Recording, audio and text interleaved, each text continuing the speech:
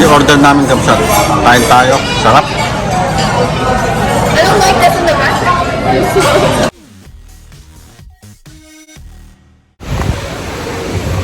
Magandang umaga mga kapsat.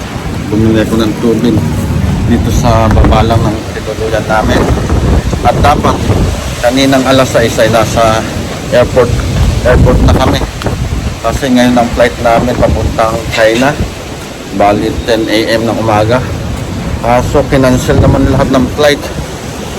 Kasi lakas daw ng bagyo doon sa China. Tapos may bagyo pa dito sa Pilipinas. Kaya na-stuck kami dito sa Manila.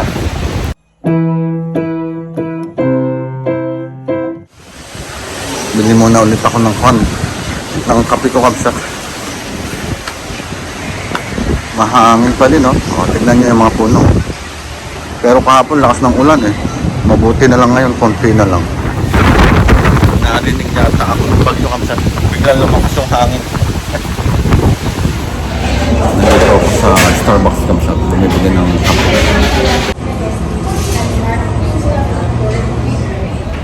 Nandito na ulit ako sa condominium na tinuluyan namin. At dyan kapsat, oh. May naliligo ulit. Kahit na malakas ang ulan at hangin. Pero dito naman hindi sobrang lakas eh. Kasi cover siya eh. Ayan o. Pero may hangin pa din. Kahit na cover ng mga building. Ayan o.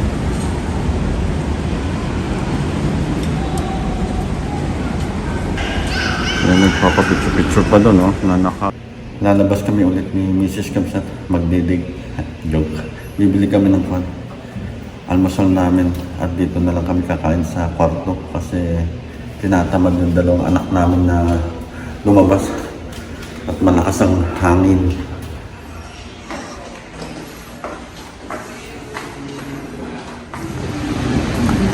Yan si Mrs. Pinakausap yung pamangkin na si Jojoy. Dito kami sa The Kings. Yun. Tingin-tingin kami dito. Sasarap din ang pagkain nila kasi.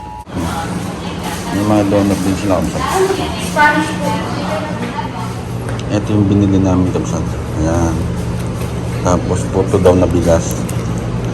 Tapos ito, sa anak namin.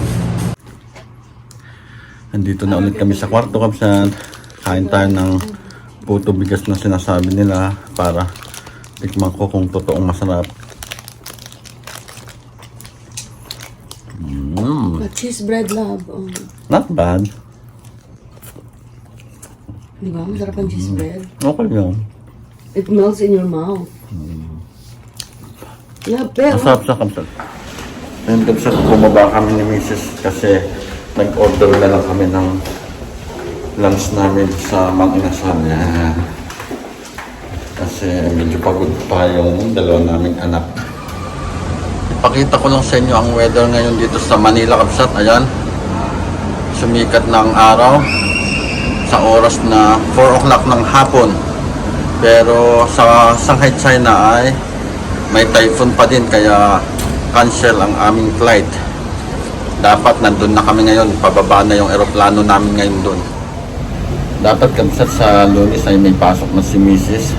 Pero dahil nga cancel ang aming flight ngayong araw ay mag-stay daw kami dito hanggang Wednesday. Yun ang sabi nung pinagbilihan namin ng plane ticket namin.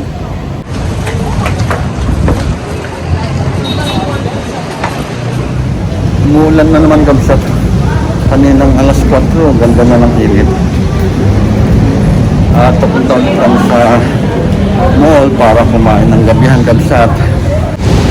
Ayan kapsat, naglakad na lang kami kasi pumunto ulit yung ulan kagaya paggabi na pahinto-hinto. Sakay kami ng elevator.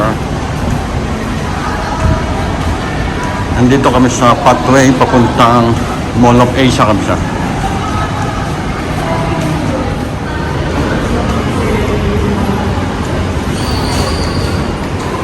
Dito daw kami kakain kapsat sa Manam restaurant na to. Daming tao. Bali, ang haba ng pila sa kagaya hapon. Pang 20 kami sa namimili na kami ng aming kakainin. Yan. Ang susunod, hindi mo alam kung ano kukunin mo eh. May bali. Ilang araw pa naman kami dito. Ano? Wow! Ang sarap! Grabe! Ito yung order namin, Kamsat. Kain tayo. Sarap! I don't like this in the back. Grabe, Kamsat. Busog na busog kami. Ang dami namin na order. Order pa nga sana kami ng puto bumbong kaso. Wala na paglalagyan. Busog na busog kami. Saan namin. Nandito kami sa easy na shop, Kamsat. Bilihan ng lipstick saka makeup. Bibili si Lian.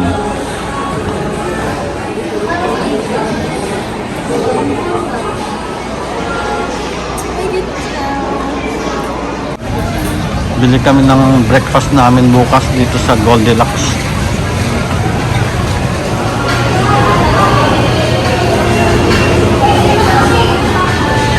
Ito na lang bibili ko, Kamsat, pang breakfast ko. Sisig samada.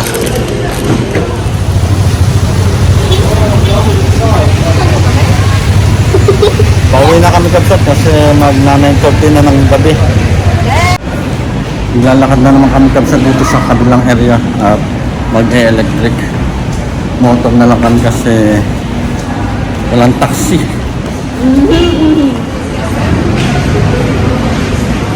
Yan, Kamsat, ganito yung sasakyan namin ngayon. Dito po. Tuk-tuk o yung electric bike ba yun o scooter tawag mo. Parang ganito din yun eh. Gabi meron eh. Naglalakad ulit kami, Kamsat, kasi wala nang tuk-tuk. Yung kulay green kanina ay kinuha na nung nauna na yung lalaki. Eh, katagal maghintay. Wala din mga electric na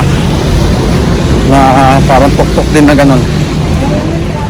Tapos ang problema pa, Kamsat, pag ganyang iisa siya, kukontratahin ka. Eh, ang lapit lang nitong store dito sa MOA. Dito kami duman sa kabilang kalsada, Kamsat, para kahit lumakas ang ulan, hindi kami mababasa. Kasi kahapon nung doon kami duman, doon banda doon. Eh, lumakas yung ulan kahapon. Mga 50 meters na lang, nabasa kami konti. Ang Kamsat, nandito na kami sa building namin, pero doon sa gitna.